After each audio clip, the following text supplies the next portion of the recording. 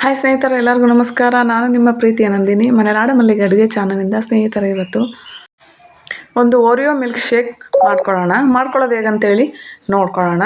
ನಾನಿಲ್ಲಿ ಒಂದು 7-8 ಓರಿಯೋ ಬಿಸ್ಕೆಟನ್ನು ತೊಗೊಂಡಿದ್ದೇನೆ. ನಂತರದಲ್ಲಿ ಸಕ್ಕರೆ ತೊಗೊಂಡಿದ್ದೇನೆ.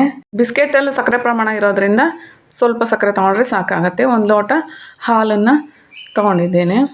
ನಂತರದಲ್ಲಿ ನಾನು ಚಿಯಾ ಸೀಡ್ಸ್ನ ತೊಗೊಂಡಿದ್ದೇನೆ, ನೆನೆಸ್ಕೊಂಡಿದ್ದೇನೆ. ಒಂದು 3 ಚಮಚ ನಾನು ಅದನ್ನು ತೊಗೊಂಡಿದ್ದೇನೆ. ಏಲಕ್ಕಿ ಪುಡಿನ ತೊಗೊಂಡಿದ್ದೇನೆ. ಈಗ ಒಂದು ಮಿಕ್ಸಿ ಜಾರ್ನ ತೊಗೊಂಡ್ಬಿಟ್ಟು ಅದಕ್ಕೆ ಐಸ್ ಕ್ಯೂಬ್ಸ್ಗಳನ್ನ ಹಾಕ್ಕೊಳ್ಳೋಣ. ಡೈರೆಕ್ಟ್ ಹಾಕ್ಕೊಳ್ಳೋಣ.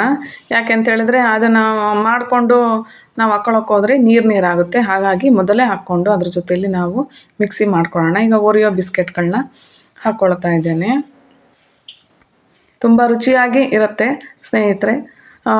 ಒಂದು ಟೈಮ್ ಕುಡಿಯೋದಕ್ಕೆ 12 ಗಂಟೆ 1 ಗಂಟೆ ಟೈಮಲ್ಲಿ ಕುಡಿಯೋದಕ್ಕೆ ತುಂಬಾ ಚೆನ್ನಾಗಿರುತ್ತೆ. ಈಗ ನಾನು ಸಕ್ಕರೆನ ಅದಕ್ಕೆ ಮಿಕ್ಸ್ ಮಾಡ್ಕೊಳ್ತಾ ಇದ್ದೀನಿ.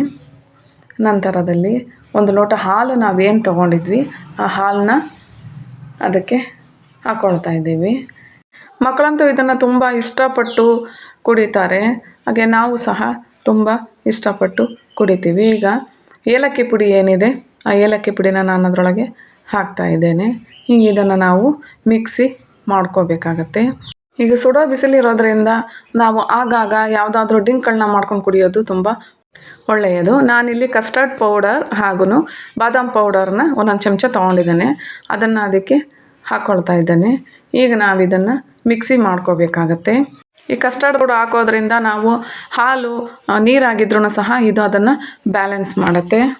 ಹಾಗೆ ಬಾದಾಮ್ ಪೌಡರ್ ಒಳ್ಳೆ ಫ್ಲೇವರನ್ನು ಕೊಡುತ್ತೆ. ಈಗ ನಾನು ಮಿಕ್ಸಿ ಮಾಡ್ಕೊಂಡು ಇಳಿಸ್ಕೊಂಡಿದ್ದೀನಿ. ಈಗ ಚಿಯಾ ಸೀಡ್ಸ್ ಏನಿದೆ ಅದನ್ನು ಒಂದು 3 ಚಮಚ ಹಾಕ್ಕೊಂಡು ಅದಕ್ಕೆ ಈ ಒಂದು ಓರಿಯೋ ಮಿಲ್ಕ್ ಶೇಕ್ನ ನಾನು ಅದಕ್ಕೆ ಹಾಕ್ತಾ ಇದ್ದೇನೆ. ತುಂಬ ರುಚಿಯಾಗಿ ಇರುತ್ತೆ ಸ್ನೇಹಿತರೆ, ಹಾಗೂ ದಾಹನೂ ಸಹ ಕಡಿಮೆ ಆಗತ್ತೆ.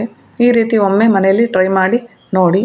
ಈ ಒಂದು ವಿಡಿಯೋ ನಿಮಗೆ ಇಷ್ಟ ಆಗಿದ್ದಲ್ಲಿ ಶೇರ್ ಮಾಡಿ, ಕಮೆಂಟ್ ಮಾಡಿ ಹಾಗೂ ಲೈಕ್ ಮಾಡಿ. ಸಬ್ಸ್ಕ್ರೈಬ್ ಆಗಿರೋ ಸ್ನೇಹಿತರಿಗೆ ಧನ್ಯವಾದಗಳು. ಹಾಗೂ ಸಬ್ಸ್ಕ್ರೈಬ್ ಆಗಿ ಸ್ನೇಹಿತರೆ, ನಾನು ಯಾವುದೇ ವಿಡಿಯೋ ಹಾಕಿದ್ದಲ್ಲಿ ನಿಮಗೆ ನೋಟಿಫಿಕೇಷನ್ ಬರುತ್ತೆ. ಥ್ಯಾಂಕ್ ಯು ಸ್ನೇಹಿತರೆ.